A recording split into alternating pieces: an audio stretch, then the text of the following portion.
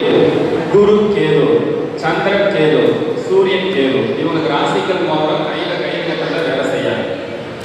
So இவங்க யாரோ கொடுத்தாங்க வேலை செய்யும், ஆனா இவங்களுக்கு எப்பயுமே வேலை செய்யாது. அதனால இவங்க ராசிக்களை தயவு செய்து தேடி போகாதீங்க, டைம் வேஸ்ட். இன்னொரு சொல்லிடுறேன், சூரியன் கேது, சனி கேது, சந்திரன் கேது, குரு கேது, இந்த ஜாதகத்துல எந்த வார்த்தை இருந்தாலும் சரி, இவங்க ராசிக்கல் மோதிரமோ கையில அதிர்ஷ்டத்தை கொடுக்கணும்னு சொல்லிட்டு போறதுலாம் டோட்டல் பெஸ்ட். அகந்தம இந்த 4 அமைப்பு இருக்கிற கையில கயிறு கட்டினா நீங்க வளர முடியாது, குறுக்கி வளர்ந்து இருப்பீங்க. ஒண்ணு.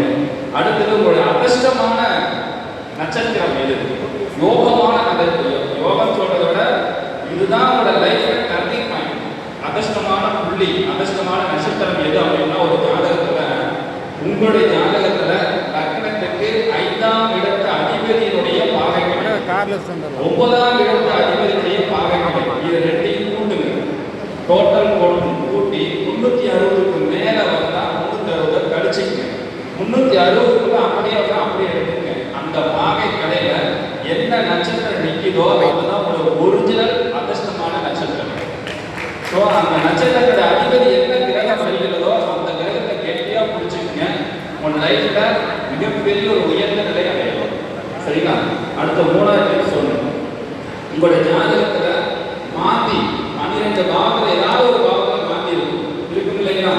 அந்த மாந்தி எந்த ராசி கட்டத்தில் இருக்கிறதோ அந்த ராசிக்கு உருவத்தை நீங்க பயன்படுத்தாதீங்க. அதை பயன்படுத்தினா மாந்தி கண் திருஷ்டி தோஷ பாதிப்பு நீங்க அதிகமாக தாக்கத்தை கொடுக்கும். அப்போ ஒரு உதாரணத்துக்கு சிம்மத்துல மாந்தி இருக்குன்னு வச்சுக்கோங்க, நீங்க போய் சிங்கத்துல போய் நின்று போட்டோ எடுத்துக்கிட்டு சிங்க ஸ்டிக்கு உங்க வீட்டு இருந்ததுன்னா உங்களை வளரக்கூடாது, ஏதாவது உடல் பாதிப்பு மன பாதிப்பு தொந்தரவு கொடுத்துட்டு தான் இருக்கும். அதே மாதிரி மிதுனத்துல மாந்தி இருக்குதுன்னா லவ் பேர்ட்ஸ் கிளினா கம்பல்சரியா போயிட்டு வளர்க்கக்கூடாது. லவ் பேர்ட்ஸ் கிளி வைக்கக்கூடாது, லவருக்கு ஹெல்ப் பண்றது, இதெல்லாம் பண்ணா ஒரு பேரு கெட்ட பேரு அவங்களோட பிரச்சனைலாம் நிறைய சந்திப்பீங்க. நிறைய பேர் மாந்தி இருக்குது, ஆனா அது எப்படி பலன் இருக்கிறத விட இதை தவிர்க்கிறதுக்கு என்ன வழிமுறை இருக்கிறது அப்படின்றத மாந்தி வச்சு நம்ம சொல்லுவீங்க. 12 ராசிக்கு உருவம், 12 ராசி கட்டத்தில் அந்த ராசி கட்டத்தில் எதில் மாந்தி இருக்குன்னா அந்த உருவத்தை தவிர்த்து கொள்வீங்க. அதை சிறப்பான வளர்ச்சி கொடுக்கும். அடுத்தது 4வது பாயிண்ட், ஒரே ஒரு சந்தேகம், லவ் பேர்ட்ஸ் வச்சுக்க கூடாதுன்னு சொல்லிட்டீங்க. ஆமா, லவ் பண்ணாமா அதே லவ் பண்ணாலும் அவமானம் சிக்கல் பிரச்சனை கண்டிப்பா கொடுக்கும். மிதுனத்துல மாந்தி இருக்கிறவங்களுக்கு லவ் செக்ஸா பெரும்பாலும் நண்பர்களுக்கு கொடுக்காது. அப்படியே பண்ணாலும் நிறைய பிரச்சனை சந்திக்க வேண்டியது வரும். அருமையான கேள்வி. நீங்க நிறைய ஆராய்ச்சி பண்ணி பாருங்க. மிதுனத்துல மாந்தி இருக்கிற எனக்கு லவ் சொல்லிடலாம். ஸோ அவங்க லவ்ல சக்சஸ் பண்றது அமைப்பு அப்படியே லவ்ல சக்சஸ் பண்ணாலும் பஞ்சாயத்து தான் நடந்துருக்கு. சரிங்களா? அடுத்து திருமண பொருத்தத்துல ரொம்ப முக்கியத்துவம் கொடுக்கக்கூடிய பாவம். ஏன்னா இன்னைக்கு காலகட்டத்தில் ரொம்ப முக்கியமாக நம்ம பார்க்கக்கூடிய திருமண பொருத்தத்துல ராசி பொருத்தம், நட்சத்திர பொருத்தம், தோஷம் பொருத்தம், எந்த பொருத்தம்லாம் பாருங்க.